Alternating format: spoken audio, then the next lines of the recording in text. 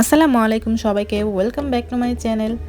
সবাই কেমন আছেন? আশা করি সবাই অনেক অনেক ভালো আছেন। আমি আপনাদের সাথে আজকে কোনো রান্নার ভিডিও নিয়ে আসিনি। আজকে আমি একটা ছোট ব্লগ আপনাদের সাথে শেয়ার করব।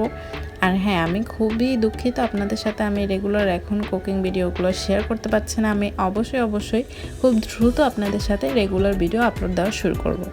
আর আজকে আমি দেখাবো, আমি কয়েকদিন আগে আমার গ্রামের বাড়ি দোহার গিয়েছিলাম। তো যেহেতু দোহার গিয়েছি সেহেতু মৈনট ঘাট না ঘুরে তো আর আসতে পারি না।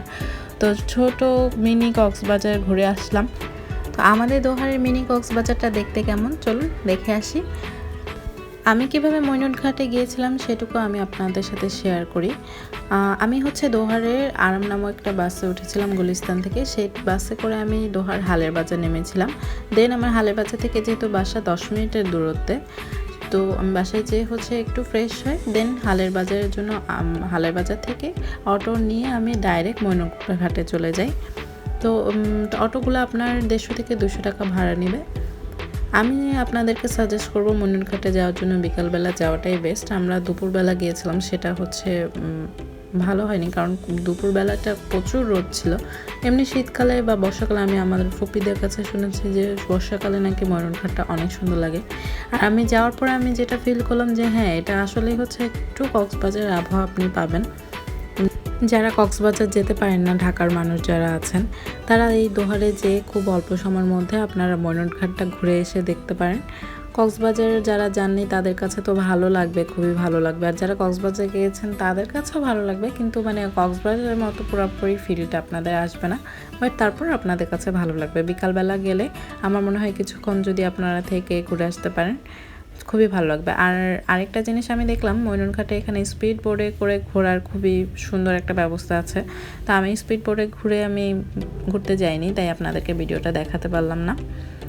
এরপরে আমি কিছুক্ষণ থেকে ঘুরে ঠুরে তারপরে আমি আবার বাসার দিকে চলে আসলাম। আর সেই দিনই আমি বাসায় এসে আমি রাতের বেলা প্ল্যান করেছিলাম যে যেহেতু গ্রামে এসেছি, তো গ্রামের রাতে বারবিকিউটা কেমন লাগে সেটা ফিল নেওয়ার জন্য আমি বারবিকিউটাও আপনাদেরকে দেখাবো, কিভাবে আমরা রাতেই বারবিকিউ করেছিলাম। বেশি দিনের জন্য আমি দোহারে যাইনি, আমি ঠিক 2 দিনের জন্য দোহারে গিয়েছিলাম। আর আমার কাছে মনে হচ্ছে যে দোহারে মৈনট ঘাট, মাওয়া এসব মাওয়াটা একটু দূরেই আমাদের বাসা থেকে, কিন্তু মৈনট ঘাটটা খুব কাছাকাছি দেখে ঘুরে চলে আসতে পেরেছি। মাওয়াটাও আপনাদের সকাল সকাল বের হলে হয়তো মাওয়াটা আপনারা ঘুরে আসে দেখতে পারবেন। তো আপনাদের কাছে কেমন লেগেছে সেটা অবশ্যই আমাদেরকে জানাবেন। আর বারবিকিউ রেসিপি এখন আপনাদেরকে দেখাতে না পারলেও আমি নেক্সট ভিডিওতে আপনাদের সাথে অবশ্যই বারবিকিউ রেসিপি শেয়ার করব। তো আশা করি আপনারা মৈনট ঘাটে অবশ্যই যাবেন। যারা কক্সবাজার জানেন তারা অবশ্যই যেয়ে ঘুরে আসবেন খুব অল্প সময়ের মধ্যে। আপনারা চাইলে গাড়ি নিয়েও ঢাকাতে ডাইরেক্ট গাড়ি নিয়ে আপনার মৈনট ঘাটে যেতে পারেন। আর ডাইরেক্ট আপনাদের বাস যাওয়ার প্রসেসিংটা আমি এখন বলতে পারছি না কোন বাস ডাইরেক্ট যায়, কিন্তু আপনারা গুগলে একটু সার্চ করে নেবেন, তাহলে দেখবেন কোন বাস ডাইরেক্ট ঢাকা থেকে মৈনট ঘাটে যায় সেগুলো পেয়ে যাবেন।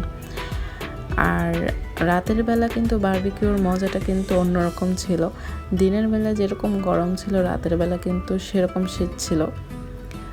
তো বারবিকিউ করার জন্য যে আগুন জ্বালানোর প্রসেসিংটা যে আমাদের কতটুকু কষ্টকর, সেটা তো দেখতেই পাচ্ছেন যে আগুন জ্বালাতে প্রচুর টাইম লেগেছিল।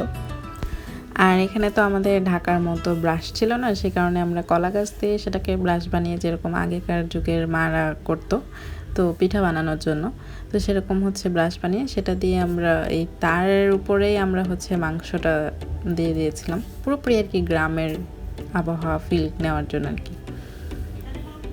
আর রেসিপিটা আমি আজকে আপনাদেরকে দেখাতে পারলাম না, সেজন্য খুবই সরি। নেক্সট টাইম ঢাকায় অবশ্যই বারবিকিউ করব এবং খুব দ্রুত করে আপনাদেরকে আমি পুরোপুরি রেসিপিটা শেয়ার করব বারবিকিউর। তো আজকের ব্লগটা আমার এই পর্যন্তই। বারবিকিউ আমি কী করছি না করছি এটুকু দেখেন আপনারা। আর আমাদের ভিডিও যদি অবশ্যই আপনাদের ভালো লাগে, তাহলে অবশ্যই আমাদের চ্যানেলটিকে সাবস্ক্রাইব করে আমাদের পাশেই থাকবেন। আর আপনার ফ্রেন্ডস অ্যান্ড ফ্যামিলির সাথে অবশ্যই শেয়ার করে দেবেন। আর আমাদের সবার জন্য অবশ্যই আপনাদের দোয়া সবসময় আমাদের সাথেই রাখবেন। তো এনজয় করুন আমাদের ভিডিওটা। আজকে তাহলে এই পর্যন্তই বিদায় নিচ্ছি। আল্লাহ হাফেজ, আসসালামু আলাইকুম।